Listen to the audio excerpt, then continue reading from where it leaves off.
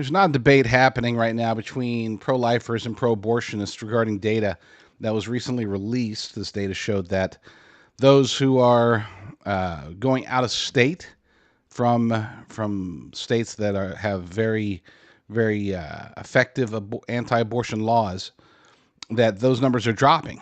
But the number of people that are just ordering pills via telehealth, abortion pills, those numbers are going up. Now, on the pro-life side, they're saying this is good news because it means that they're not making a spectacle of it. There's I don't even know what their argument is. I don't see this as good news at all. So, just to be clear, as a vehement pro-lifer, the fact that the abortion numbers overall are not going down means that we're not winning this fight at all. Sorry if you're one of those out there saying, "Oh, Roe v. Wade was overturned. It's victory, mission accomplished." Not even close. Okay, I mean, until abortions actually slow down and eventually stop, then there is no victory. The fact that fewer people are going to abortion clinics, and we cheer every time a Planned Parenthood is closed down, but the total number of abortions, the total number of children being murdered in the womb is not going down. So I don't see any victory in this at all. Whereas the pro-abortionists, they are claiming victory, and I would argue they are correct. They are correct that, so fewer people are going out of state, but they're still killing babies. Are we going to cheer because they're killing babies without traveling? I just don't see it. We have an article over at discern.tv titled "Abortion Travel Plummets in Banned States While Telehealth Pills Surge," and it's satanic either way. It doesn't matter how they're killing the babies, whether they burn them on the altar of Moloch or they pop a pill and the baby's dead. Either way, the baby's dead. So again, to me, that distinction doesn't fit with a true pro-life perspective. But let's talk about the data, and then I'll get into the satanic aspect of it. New 2025 data shows women from the 13 states with near total abortion bans traveled out of state for abortions at a rate 16% lower than the year before. Okay, good news, right? Well, no. Because the drop took it from roughly 74,000 travelers in 2024 down to 62,000 travelers in 25. At the same time, though, telehealth abortions using mailed pills jumped 26% inside those same banned states, climbing from 72,000 to 91,000. In other words, the total abortions in those states actually went up. So no, if you're a pro-lifer, this isn't good news just because people aren't hopping on a plane. Nationwide, the total number of clinician-provided abortions remained virtually unchanged at just over 1.126 million. But here's the thing, and we got to be crystal clear about this. The challenge with quote-unquote clinician-provided abortions is that not all of them get recorded, especially if they are done through mail order. Some people want to keep it very private. Some people, if there are radical leftist doctors out there who are willing to forego the standard protocols in order to get abortion pills in the hands of those, especially if they're in states where abortion is not allowed. These doctors are oftentimes willing to bypass standard protocols and perhaps not report it. I would argue that, as insane as it may sound to those of us who fought Roe v. Wade for years, for decades, that the overturning of Roe v. Wade did not actually slow abortions. Abortions, I believe, based upon the fact that the numbers are allegedly static between 24 and 25, tells me that chances are the actual abortion rate, the actual number of babies being murdered, whether they're reported or not, whether they're done by telehealth or flying out or whatever, that the actual number of children being murdered is going up. And we cannot ignore that. We cannot just sit back. I almost, it's pretty sad, but I almost consider the overturning of Roe v. Wade to be a tragedy if nothing else is done. I'm serious. It's a bad thing if if the conclusion was, okay, we overturn Roe v. Wade, we're sending it back to the states, now they can figure it out and we're done here. We're mission accomplished. That's just not the case. Abortion needs to be banned completely. And I know many of you out there, whether you're moderate or even full-blown conservative, you might think that's too radical. You might think, oh, we can't do that because that would, I don't know, we'd lose elections or something as a result, that it could never stand, not in this day and age. I don't care. Abortion to me is pure evil. It is satanic. It is victimizing those who have no attachment to whatever predicated the desire for them to be killed. And yes, that does include even those dangerous and ugly and crime-ridden aspects of certain types of pregnancies. I can't stress this enough. Whatever happened for a baby to be conceived is not the baby's fault. Regardless of, the baby had no hand in that whatsoever. God, on the other hand, did have a hand, obviously, in the creation. And you might say, but if that baby was created via evil, then would that make God evil for allowing? No, that's not what I'm saying at all. What I'm saying is that we don't know what a person's pathway is in this life, what they are supposed to do according to God's plan. I know someone, I'm not going to say her name, but she is a relatively, I would say a low level, but still a public figure who was conceived in an act of evil. By today's standards, she should have been aborted. At least the pro-abortion, pro-choice, whatever you want to call them, that crowd would say, "Oh, because of this act of evil, this fetus should be destroyed." No, I would say if you ever met this woman, you would agree that she fights the good fight. She tries her best. She does a whole lot of good work. And no, it's not based upon the circumstances of her conception. She is just a person. And I think that they are all just people, regardless of how they were conceived. Again, I'm not defending the crimes, not by any means. I'm defending the babies who were born from these crimes, or at least they should be. No baby should be aborted.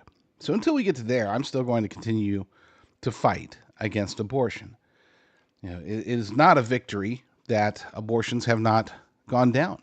We need to address this issue as an issue of evil. This is good versus evil, period.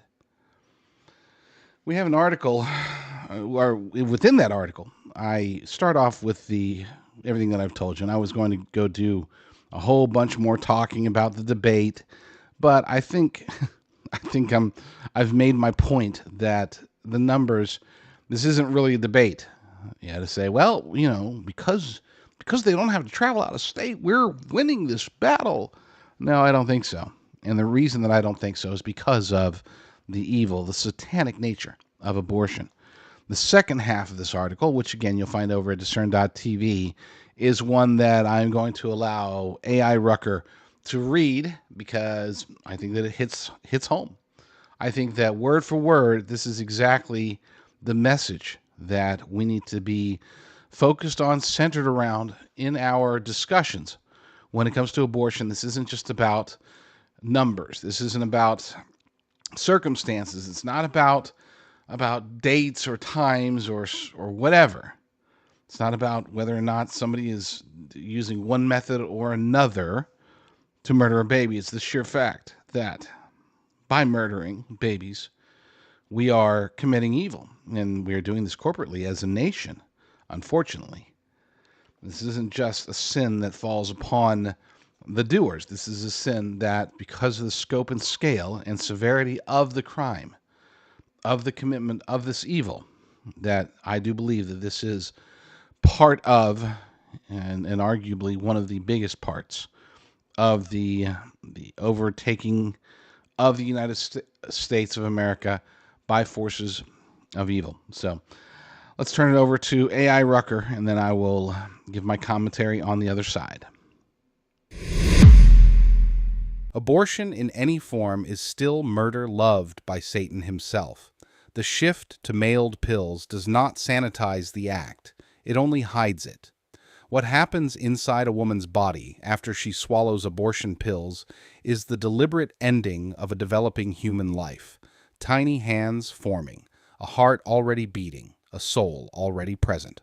Scripture draws no gentle distinction between the shedding of innocent blood in ancient temples and the chemical destruction of the unborn in modern homes.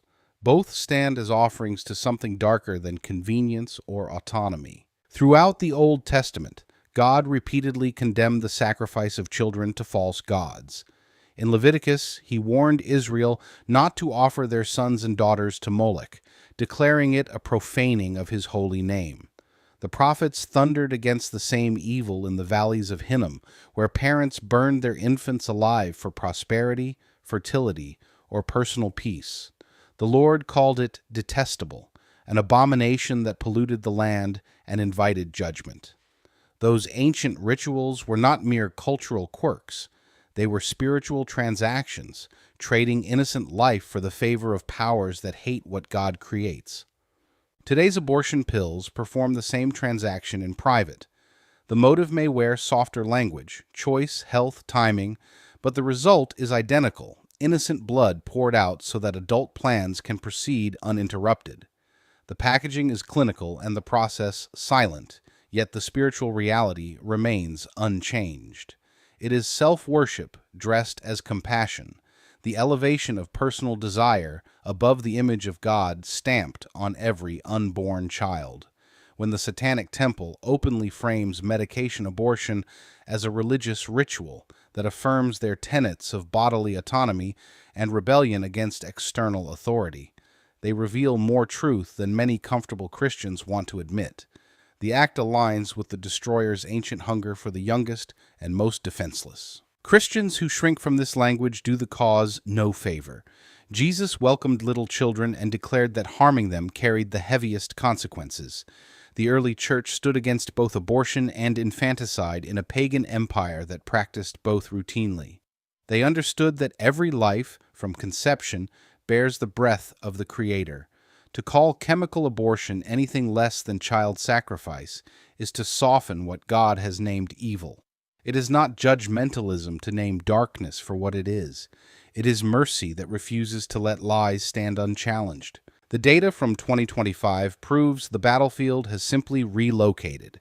Fewer women travel, but more swallow pills at kitchen tables while the culture whispers that this is liberation. Real love confronts that whisper. It points women toward life-affirming alternatives, supports them through crisis, and never stops declaring that every unborn child is fearfully and wonderfully made. The pills may arrive by mail, but the blood still cries out. Until the chemical sacrifice ends, the spiritual cost remains. The church must speak with clarity, act with courage, and pray without ceasing for a nation that has traded the altar of Moloch for the convenience of a prescription. So true, so true. Look, I know that it is not politically expedient to promote absolute pro-lifism. I know that this makes a lot of people, including many conservatives, in also including many Christians. I know it makes a lot of them uncomfortable to say no exceptions.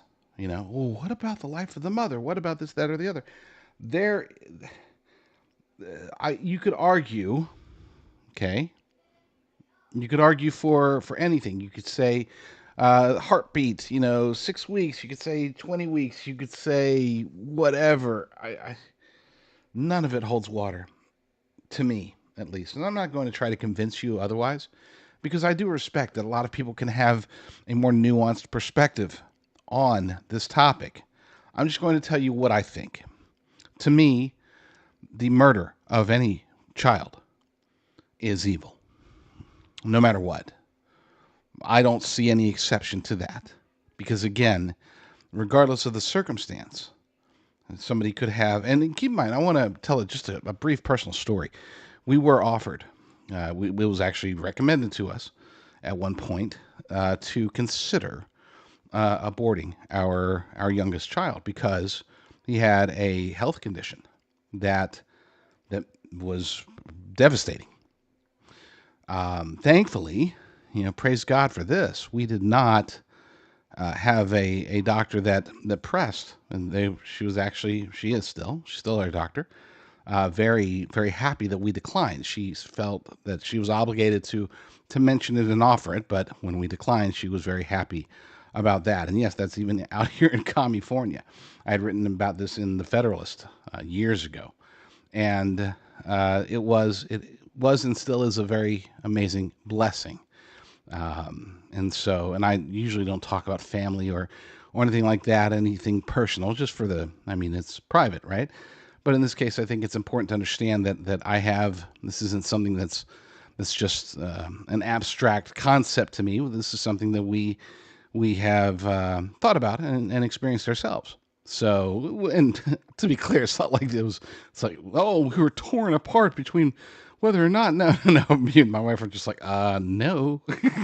It was easiest decision we ever made. And again, we were very blessed to have a doctor who supported that decision wholeheartedly and was actually very excited about the prospects. And as a result, our beautiful, wonderful youngest child is still beautiful, wonderful, and amazing. So, with that said, it is evil to me because if you regard a conception as the point of personhood, which I do, if you regard conception as the point of creation, even though the Bible actually says that we were created even before conception, so there's that. But we have to assume that at the very least, from our limited understanding of time and creation, that we can point to the point of conception as that moment of life, when life begins for that particular person, that human being, that child. And as such, anything that is done to that person is, if that person is killed in any way, intentionally, then it is murder. And if it is murder, then it should be outlawed. And so, people will make all sorts of moral arguments, logical arguments, political arguments. I don't buy any of them. And it's not because I'm just trying to be some, unbending person for no reason. I have thought through this, prayed through it, and have come to the conclusion that life is life. Murder is murder. And therefore, if you kill an unborn child at any point, for any reason, using any method at all, then it is satanic. It is evil. The greatest trick the devil ever pulled was convincing the world he didn't exist. It seems like just about every conservative podcaster, show host, whatever, in today's podcastosphere has a gold sponsor of some sort. And the unfortunate reality is the vast majority of these gold sponsors will push what's called numismatic coins. The reason they do this, they push these quote-unquote collectible coins, is because they can charge extremely high margins on them. We're talking 10%, 20%, 30%, 40%, 50%, or higher. As hard as it is to believe, that's why they're so focused on these collectibles, because they can build a false value into the price and get people to buy them, to roll over their IRA or whatever. I work with a company that specializes in just straight up bullions, rounds, the stuff that you take it, you weigh it, you see what the price of gold or silver is, and that's how much it's worth. It's not about, oh my gosh, look at this picture of this whatever, whoever, somebody, something on the front. Oh, this is so great. This is amazing. It's going to be worth so much more than just your average silver round, which is what my guy likes to promote. Check him out. His name is Ira. He's a stud, and you can learn more from him by going to advisorbullion.com. That's advisor, Bullion, advisorbullion.com, or easy to remember, jdrucker.com/gold. That's probably the easiest way to do it. jdrucker.com/gold. Ira will walk you through. If you want to just pay cash, you just want to wire a few $1,000s and get it shipped discreetly to your door, and so you can put it in your safe, awesome. If you want to have a rollover or whatever for your retirement account, awesome. Ira can help you with all of that stuff. So check them out. Go to jdrucker.com/gold and get the real stuff. The little guys are always the ones that they end up going after eventually. Democrats have demonstrated time and again that they view us in three different buckets, right? They view their donors, their especially their mega donors, as well as any of the quote unquote rich people / businesses that they can tax. They view those people as ATMs. Then they view people like you and me, maybe middle class. We are in part ATMs because we're still paying the taxes that are going into their overly inflated, stupid programs that end up never working, of course. But they view us as adversarial, almost needing to be eliminated. And I would argue that in the future dystopian society that may, God forbid, that may engulf America fully, if the Red-Green Alliance gets its way in the coming years, well, they view us as something to be scorned today, eliminated tomorrow. And then the last but not least, of course, are the useful idiots, the voters that they can keep under their thumb to keep themselves in power. These are the voters that, for whatever reason, I'm not saying that they're all just stupid. Many of them, I would say maybe most of them are stupid. To be a Democrat voter, especially a lifetime Democrat voter, is pure idiocy, in my humble opinion, because the Democrat Party has changed. Leftism has changed. Progressivism has changed. And what y'all used to vote for, 20, 30 years ago, that's not what you're voting for today. In many ways, the Republican Party has become the Democrat Party of the 90s.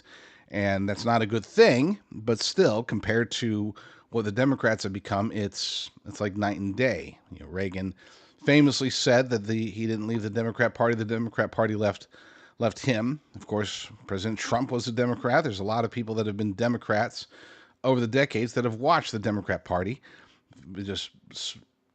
I don't even know what's the right word. Lurch, plummet, maybe a better way to put it. Plummet as far to the left and down as possible. That's the Democrat Party today. So current Democrat voters who are not just absolute wacko, woke nut jobs are idiots. They have to be, because they can't look at what the Democrat Party is doing today and not think to themselves, well, I guess this makes sense.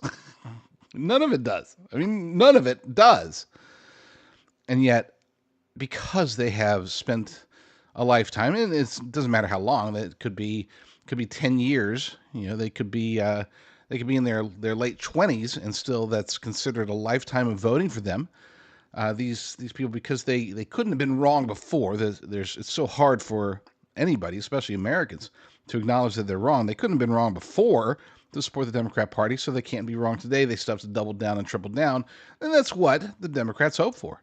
They don't expect to be able to earn more voters.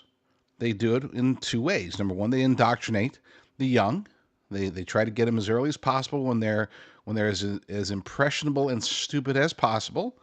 They get them to think, oh, well, yeah, no, it doesn't totally make sense. Boys belong in girls' bathrooms. You're a bigot if you don't think that boy is a boy or a girl or whatever. And of course, then there's the illegal alien concept of it. But I'm digressing way too far. Point being is that those people qualify, as far as in the eyes of Democrat politicians, as the useful idiots that keep them in power. Okay, so to recap, you have the ATMs. That's the rich people and businesses and donors and taxpayers. You have we'll call us, you and me, we are their foes, their opposition.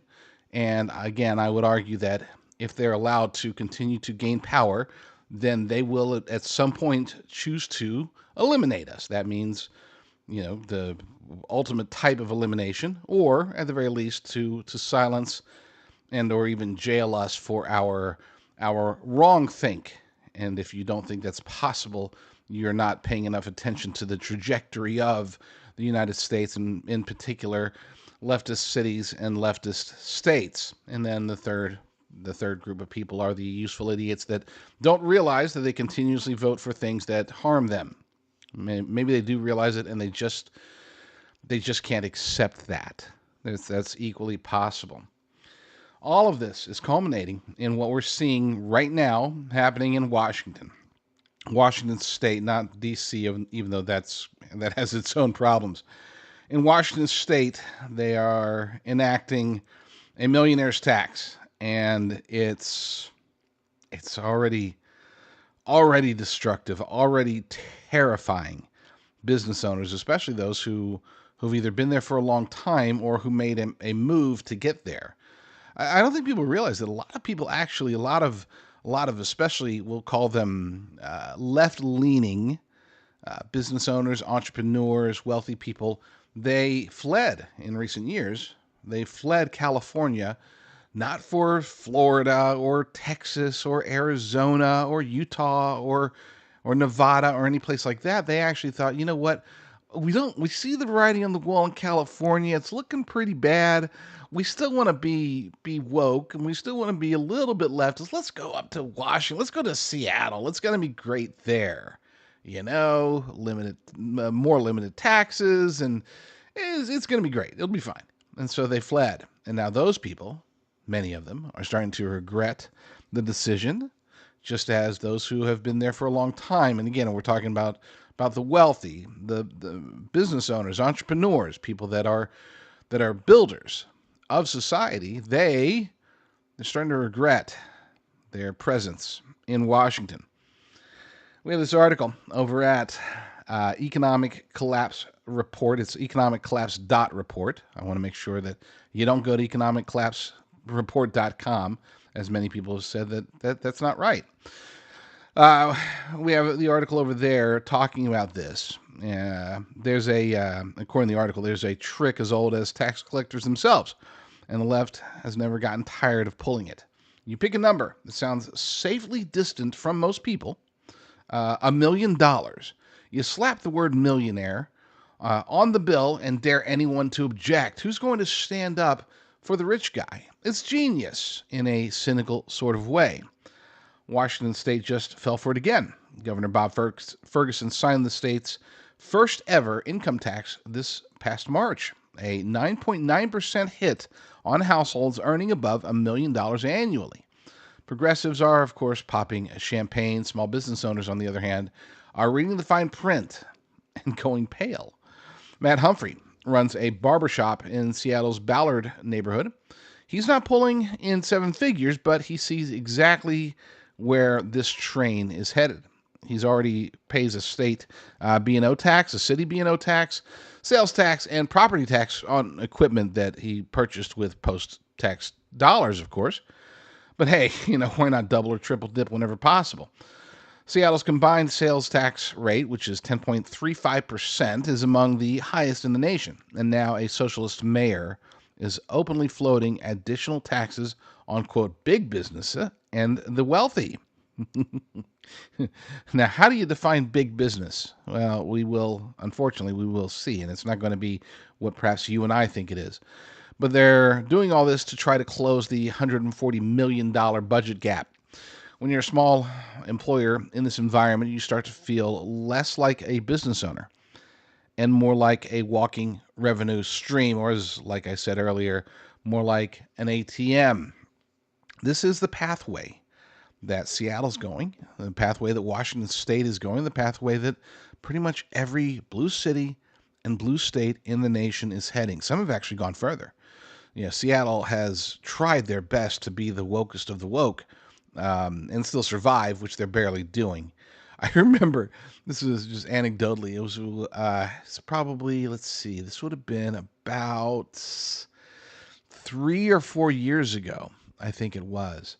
I had just gotten done with the terrifying notion of watching, not physically watching, but hearing about and praying about my my daughters taking a trip that they'd wanted to take for a long time, right? They wanted to go and check out San Francisco. And they did, and that was again terrifying for me a bit. I actually did consider, I thought about maybe shadowing them. I know, crazy dad, but they're going through. I've been to San Francisco over the years, over the decades. I've watched it degrade tremendously. And I thought, my gosh, I don't want my two daughters walking around San Francisco alone. So I almost went after them, but then they ended up taking somebody with them, a man. And so it's like, okay, well, I feel at least a little bit more comfortable. I told them where not to go. I monitored. Again, call it lunatic conservative dad. Um,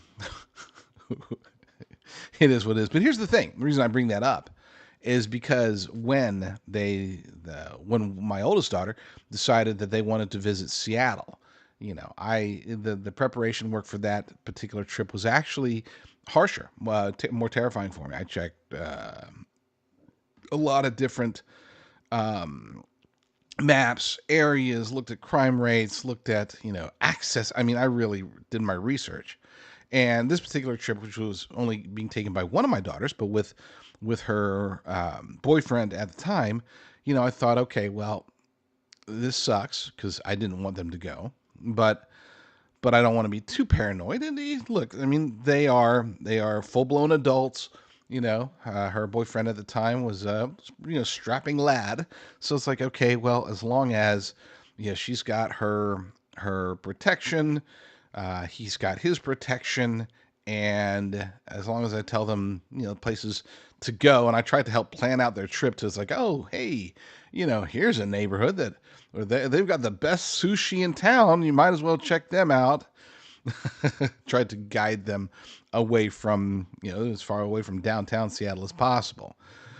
The reason I bring all that up is because that is standard operating procedure in places such as Seattle, San Francisco. They don't solve problems. They can't solve problems, not with their policies. And I would say that many, if not most, of these Democrat politicians aren't just brainwashed and stupid. Some of them actually realize, maybe most of them realize, that their policies won't work. They're not supposed to work. That's the point. They're supposed to keep the people still in jeopardy, keep them still suffering, not enough to where the blame can be pointed back towards the Democrat politicians, just enough to where it's like you still need to help us fight for you.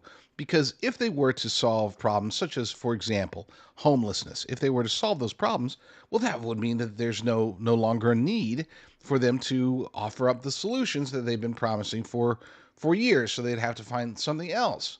And I would argue that that's something that we point to often as far as the difference between Republicans and Democrats. Yeah, like for example, with the welfare state, Democrats point to how many people they're able to put on food stamps as a positive. Republicans point to how many people they can take off food stamps as a positive, and that really is the mentality difference between Democrat politicians and Republican politicians. And the people just, for whatever reason, again, in these blue cities, these blue states, the gaslighting, the indoctrination, the perhaps even just the historical nature, right? They've always voted Democrats, so why not keep doing it, even if it's clearly demonstrable that these Democrat policies do not work. That's again, that's why they keep doing it. And this millionaire's tax up in Seattle is just another example. That aforementioned Matt Humphreys, barbershop owner, said, "I'm next." Said, "I don't have a million, or I don't make $1 million a year for sure, but I'm in line." And he's right to worry. Wall Street Journal editorial board called the new millionaire's tax a con that will inevitably capture the middle class, as it always does. And that's not just partisan hyperbole, it's just history. If you look at the history of income taxes, they don't shrink. It's always Always a temporary increase until it's permanent. They expand. And then when the threshold drops, the people who never thought the law applied to them suddenly find that it does. This millionaire's tax won't just be for millionaires for long. And then they'll probably even have to rename it or split it into a separate tax because they can't meet their obligations. They can't get the money that they need just by taxing the millionaires. The math has never mathed. The slogans, the eat the rich, the attempts to gaslight people, they make them pay their fair share. Did you know that Elon Musk pays less in income tax than a school teacher in Tacoma? They say stupid things like that. Stupid things like that. And again, for whatever reason, it seems to work because and I don't want to just say Democrats. I would say many, many, many Americans have lost their capacity to think for themselves. And it's the whole reason that the uniparty swamp exists. It's because if people really truly started thinking, and I'm talking Democrats and Republicans, if they started thinking, you might not be able to get a Democrat to become a Republican, but by golly, you can get them to pick better Democrats. Okay? And same thing with Republicans. You might not be able to get a moderate Republican to be a staunch constitutional conservative, but by golly, you could get them to at least stop electing people like Dan Crenshaw. That's a perfect example of someone who finally, after many years in office, they finally realized just how bad he was, how not aligned with conservative Republican values he was, and that's why he's not going to be in office for much longer. He was primaried out. If people were able to, not able to, they are definitely able to, if they would take the time to stop, think, research, actually explore their candidates. Democrats would pick better Democrats, Republicans would pick actual Republicans, and then we could have the type of political debates that, quite frankly, we used to have. I mean, it was within my lifetime that you would get good Democrats versus good Republicans. Okay, not all the time, and don't get me wrong. There's always been horrible Democrats and weak and feckless Republicans. It just seems like today the vast majority of Democrat politicians are horrible, and nearly every Republican politician is weak and feckless. So that's the core of our political problems today. Now, as Americans, I would argue that the core to our nation's problems comes down to our lack of faith, the pushing away of our biblical worldview, separating it, making it to where, we might go to church on Sunday, but Monday through Saturday, we're just being regular secular sinners and all this stuff. And I'm not saying that if you focus on the Bible, then you won't be a sinner. We're all sinners. I'm just saying that we tend to, many of us, tend to embrace our sin 6 days a week and then spend at least a little bit of time with God on Sundays. That's not the pathway to maintaining a semi-righteous nation. That is the pathway to destruction, which is one of the whole reasons that we do what we do here, trying to expose that. But back to the article.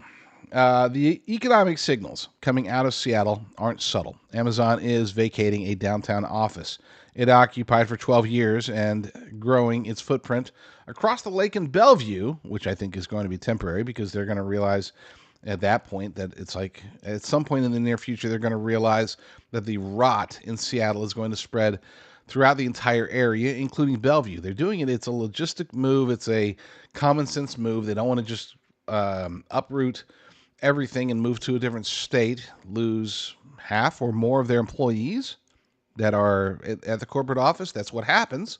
And a lot of companies have done just that because the alternative of staying in a leftist state just doesn't behoove them. I think that Amazon will find that they didn't move far enough, that the rot from Seattle is eventually going to find them across the water, across the lake. And even though today, yes, Bellevue is nicer, it's quieter, it's a less taxed city. That's going to change over time. Or at least the rot will start to infect Bellevue more and more and more.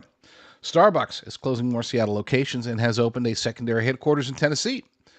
Former Starbucks CEO and founder Howard Schultz announced his move to Florida the same day that the legislation approved the income tax.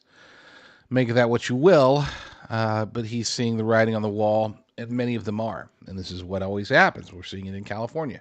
And that hasn't even passed yet. They're already leaving in anticipation of, yeah, we're going to get a billionaire's tax, and it's not going to behoove anyone to have to pay $50 million or more just because they were successful. They weren't successful because of California. They came to California because of the weather. And yet California Democrats, California, many indoctrinated California voters are going to say, well, you're rich because of us, so you owe us $100 million. That's just stupid. It's just insane. Steve Gordon, who runs a truck dealership in Pacific, Washington, put it simply. The people with options are leaving, and the people without options are watching the customers disappear. This is a trickle down. There was trickle down economics, right, in the 80s. Well, now we're seeing the same thing. It's trickle down deficiencies, trickle down destruction. Yes, they are going after the rich. They're going after the wealthy. And as the rich and the wealthy take their current tax dollars and leave because they don't want to be robbed, they don't like to be ripped off by the government more than they already are, well, that's going to have an impact on, you betcha, the middle class, lower class. The poor are going to be hurt the hardest. The middle class will also be hit very hard. And then they'll be pointing fingers and blaming, oh, we just didn't eat the rich enough. We should eat the rich more. It's just, and again, I have to be clear about this. Economic policy is not simple, but it's not hard. Is it complex? Yes.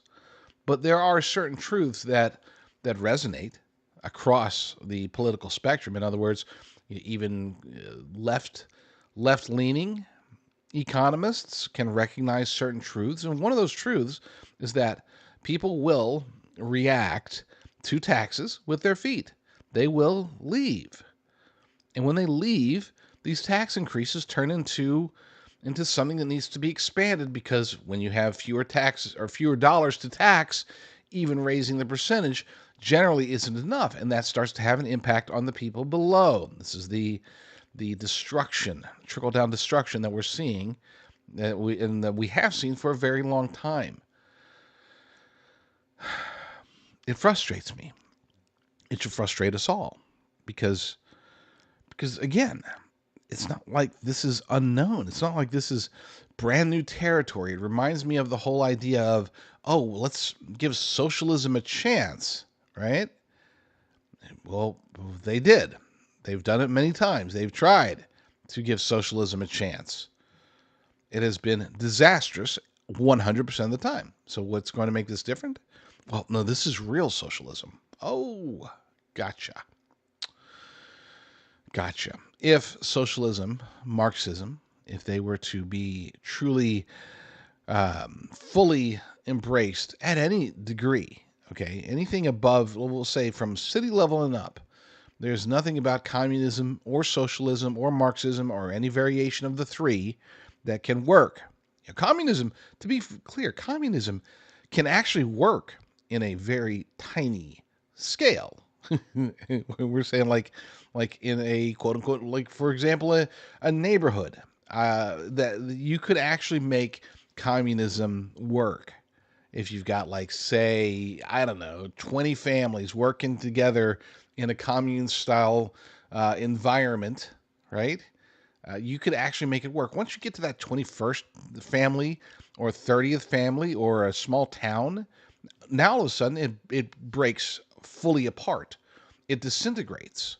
And the bigger the entity, once we get into full-blown cities and counties and states and the nation, Those entities of that size that try communism or Marxism or socialism or anything in between, invariably it will fail. It's absolutely impossible based upon just common sense and human nature. It's impossible for it to not fail. There again. That's what this reminds me of. It's like, yeah, well, let's try this for the first time. Nobody's ever done a millionaire's tax. Yeah, actually they have, and yeah, it has. Again, it has failed every time. But it sounds good, to the useful idiots, the aforementioned Democrat voters that continue to keep these bad policies in play. Yeah, it's on the surface, taxing the rich, eating the rich, going after the rich, millionaires tax all makes sense. Because they either don't know math or they refuse to acknowledge the math, or maybe they just don't care about the math. Maybe they just like the slogan, maybe they just like AOC's dress that said eat the rich, or was it tax the rich or eat the rich? Who cares? It means the same thing to these people. Back to the article. The state's Democrat socialist defenders insist the math is straightforward. Those with more should pay more, and they're not entirely wrong. The taxing wealth is particularly popular, but popularity is not the same as wisdom, and arithmetic is not the same as economics. A former Google engineer who moved to Seattle from California specifically to escape high taxes points out that state education spending has nearly doubled over the past decade, while 8th grade math proficiency has collapsed to roughly 30%. How could that possibly be? I mean, they're taxing the people so that they can spend more money on education. Therefore, education must improve because money solves everything. That's the Democrat motto. Mo money, mo money.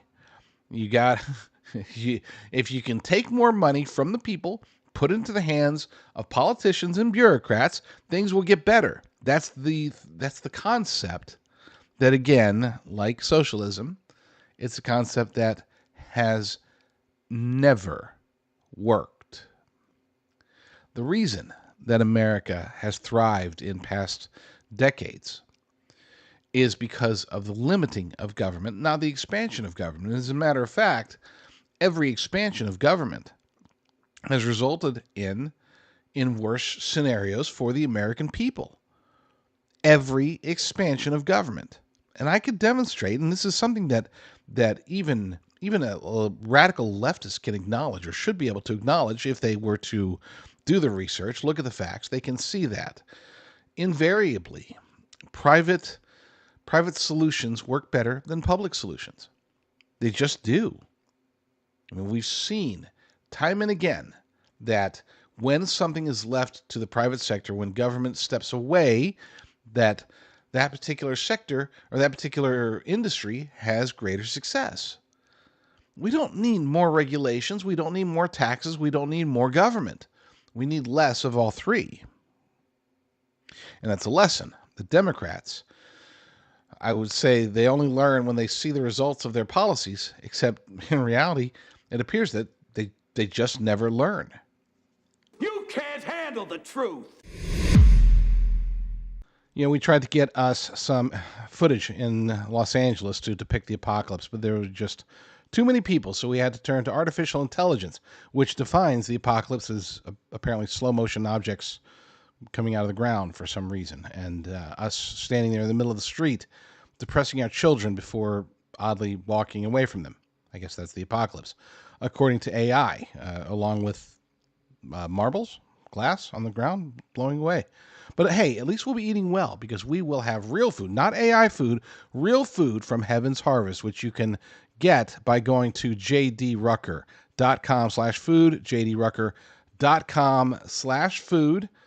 It's fantastic food, number one. Number two, it'll give you hope even if you're filthy. I mean, even if your hair is unkempt and things are crazy, you can still look up and know that you're buying from a Christian company at jdrucker.com/food.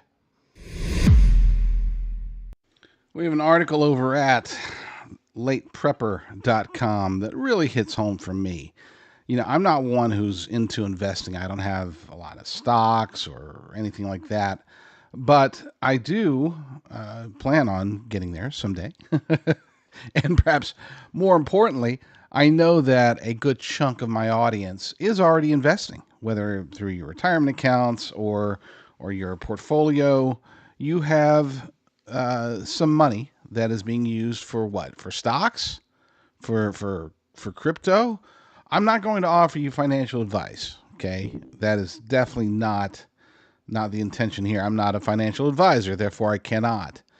You can invest however you want, but there is we'll call it a thought experiment of, are there ways to invest that can actually benefit us ahead of time in case there is calamity, in case the crap hits the fan, the apocalypse comes, chaos, societal collapse, anything like that. If you have a bunch of stocks and all of a sudden the world comes crashing down, what are those stocks going to do for you? This article, which again, I wish that I wrote it, but I did not, and it's okay because I'm going to read it to you, or rather, I'm going to have AI Rucker read it to you, just for the sake of clarity, because as many of you know, I'm just not a very good reader, at least not out loud. I read to myself just fine. But for whatever reason, I bumble and stumble if I'm not talking off the cuff. So, and sometimes I bumble and stumble when I am talking off the cuff. But hey, y'all listen to me because of what I say, not necessarily how I say it. So here it is. Again, it's titled Prepper Investing, How to Build Your Survival Assets While Making, or at least not losing, money. Now, one thing that we're not going to mention, that didn't get mentioned in the article, and we're not going to mention it here, are things like gold and silver, the aforementioned crypto. Those are the types of investing that are just pure investing, right? It's just like you buy your gold and silver and you put it into an IRA or put it into your safe. Same thing with crypto. But that type of investing, we're going to get more creative than that. I'm not saying there's anything wrong with gold or silver or crypto. I'm just saying that these ideas on investing are, I would argue, to be far, far superior. On the other side, I'm going to let AI Rucker read it to you, and then on the other side, I will dive deeper into that last portion of it because it got my head churning a bit. So maybe, hopefully, it'll do the same to you. See you on the other side. Forward-thinking preppers are redefining what it means to invest. Instead of chasing paper gains in stocks or crypto alone, they focus on tangible assets that strengthen self-reliance today while preserving or even growing real wealth over time. These prepper investments deliver dual returns. They build survival capabilities for uncertain futures and often generate income, cut expenses, or appreciate in value even if normal times continue. It is not about speculation or get-rich-quick schemes, but about wise stewardship that echoes ancient wisdom. The Bible offers a powerful model for this approach in the story of Joseph. Pharaoh's dreams foretold 7 years of plenty, followed by 7 years of famine. Joseph advised storing resources during abundance to survive the lean years ahead. As Genesis 41:35-36 records, "And let them gather all the food of those good years that come, and lay up corn under the hand of Pharaoh, and let them keep food in the cities. And that food shall be for store to the land against the 7 years of famine, which shall be in the land of Egypt, that the land perish not through the famine." Joseph's plan turned potential disaster into security, proving that preparation during good times is both practical and faithful. Modern preppers follow a similar path by channeling resources into assets that feed, shelter, and protect families no matter what comes. One of the strongest prepper investments remains land acquisition. Productive rural or semi-rural property serves as a foundation for food production, water access, and retreat space. Well-chosen acreage often holds or increases in value through appreciation and improvements, while allowing immediate use for gardening, foraging, or small-scale farming. Unlike speculative real estate flips, this land works for you daily, yielding harvests that reduce grocery bills and build long-term soil fertility. Home improvements that double as value adders offer another smart avenue.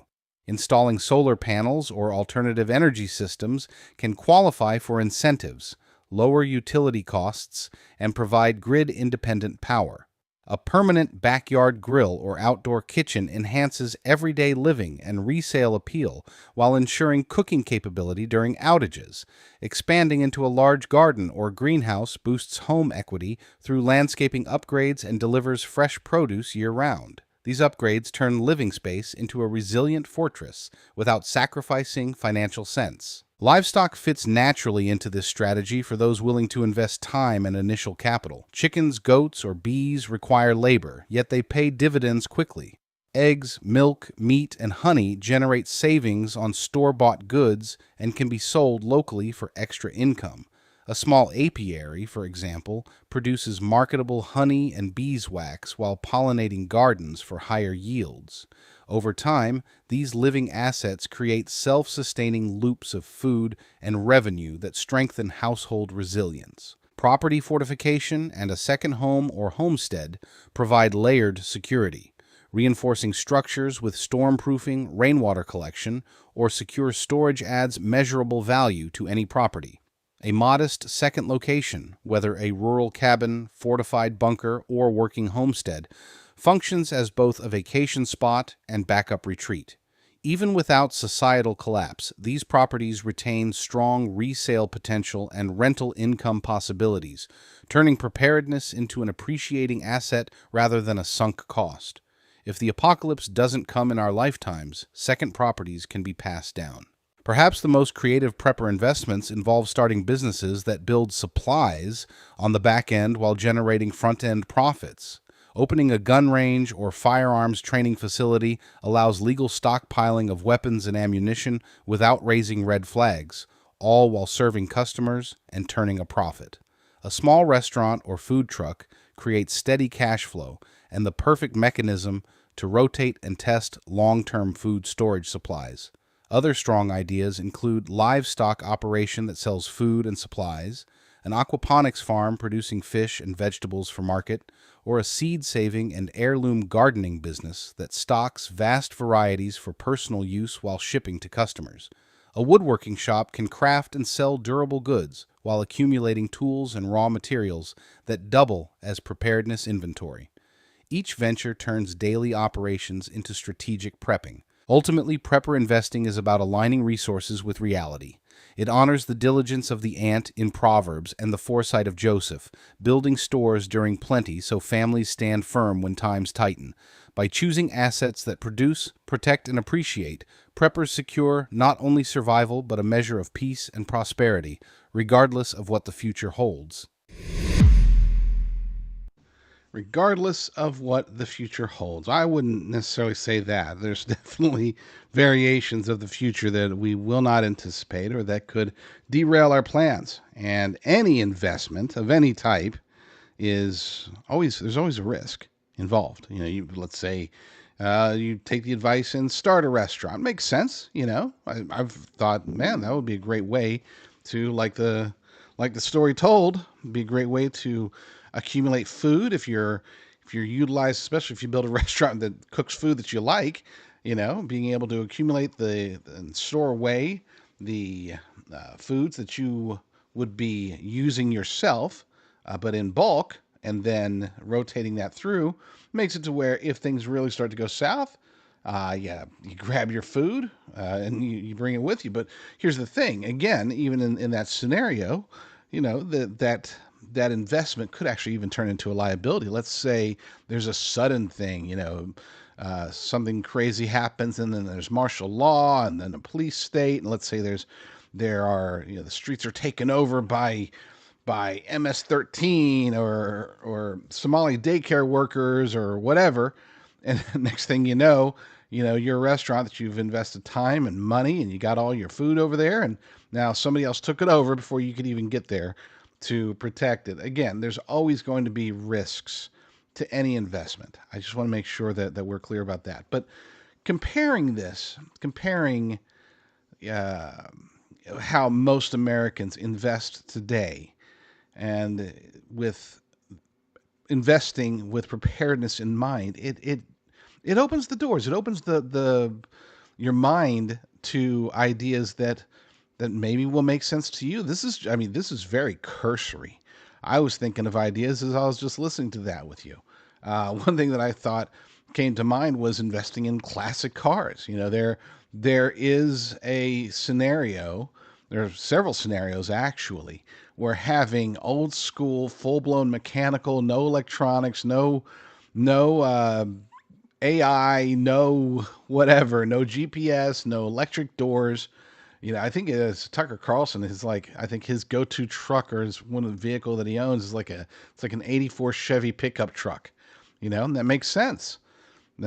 So investing into a handful of classic cars, sure, they look good and they drive good and you can take them to shows, or they might be the best way to transport yourself in a dystopian future without the grid or with EMPs or whatever.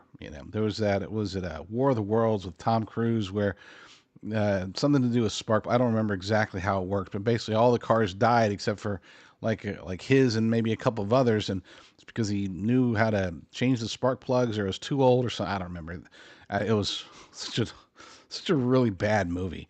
I have to admit, it bored me to death. But with that said, it was yeah, it had something to do with the car being old. Anyway, you get the idea. But business ideas, there's tons of them out there, and they can really fit into your lifestyle, and they don't necessarily have to be labor intensive. Now, one thing to keep in mind, I want to be crystal clear about this because, as I noted, there were risks, and I wouldn't recommend, I wouldn't do it myself, going out and getting a loan so you can start a restaurant in this economy. No, look, if you're not already, if you don't have the money today to go and start this business or get you some chickens or goats or whatever, then I'm definitely not suggesting getting into any debt over this. Okay. Being debt free is arguably more important than having, 10 years worth of food supplied or 50,000 rounds of ammunition, right? Debt is something that I would say is the biggest individual threat under certain and arguably some of the most likely scenarios that we will face in the near future, especially when we're talking about the biblical ideas of one world economy, one world government. You want as little debt as possible, preferably zero debt. You want to own everything. You want to make sure that you have a limited footprint whenever possible.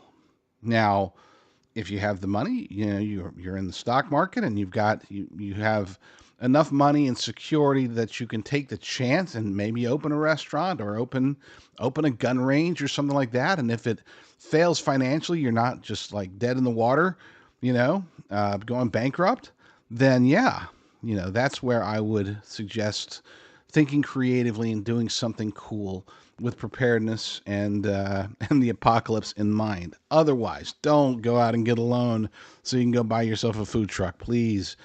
No loans. Eliminate the loans. Don't get more of them. So that's my one important word of advice. This is about investing, not building. If you're not in a position to invest, then just build. Okay? There are plenty of ways, and I've talked about it before, and I'm sure I'll talk about it again. Plenty of ways that you can take what you have, take the resources you have, the income that you have coming in, be smart, be prudent, and be reducing or completely eliminating your debt whenever possible. So, just I know I'm harping on this a lot, but it's extremely important. Okay. I don't want anybody going out there and getting a second mortgage, getting buried under more debt just so they can have a bunker homestead, in Idaho. Not a smart move. This is for those with the resources already in hand. If you've already got a couple million in stocks or more, and you're not liking, well, number one, I mean, the stock market volatility as it is already makes sense to look at alternatives, right? But let's say that you're confident in the stock market and you want to keep some in there, but you want to go out and you want to get you, a nice project fixer upper, $250,000 little shed, or not shed, but something defensible with some property in Montana. By all means, that's something that, again, not recommending it. This is a thought experiment. If I were in that position, that's exactly what I would do. And you can do whatever it is that you would do. I did like the mention of Joseph. And I want to take that just one little step further, because let's say that it was wrong. Let's say he misinterpreted the dream. Obviously, he was inspired by God, so he's not going to misinterpret anything. But let's say that there were still some doubts. Maybe Pharaoh wasn't sure. The plan itself still made sense, even if the famine never came. Okay, 7 years of plenty, 7 years of famine. So let's say year 8 comes along, there's no famine, and they're like, what the heck? Joseph, you said there was going to be famine. Well, there's not, but it's okay, because we got a lot of extra food. We can sell it, we can do a lot with it. Point is that all of these investments that were noted in the article, very similar to Joseph's scenario with his 7 years of stockpiling, these investment types are solid, even if the apocalypse doesn't come.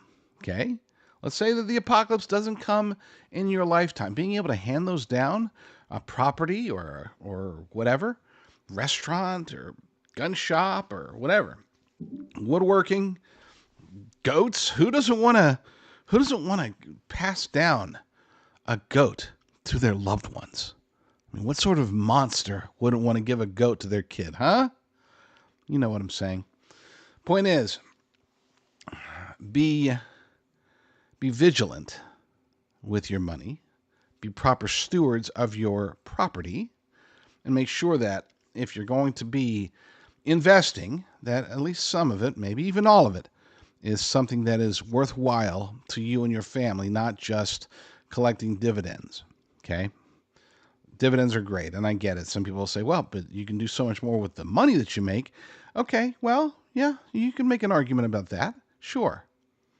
Except, are you really going to be making a bunch of money and feeling so smart about keeping all your stocks if there is an economic collapse, if there is anything that happens really bad in the future? If you think that things are going to get worse than they are today, if you think that things can at some point in the near or semi-distant future get really, really bad, and the last thing you're going to want is a whole bunch of shares of Apple.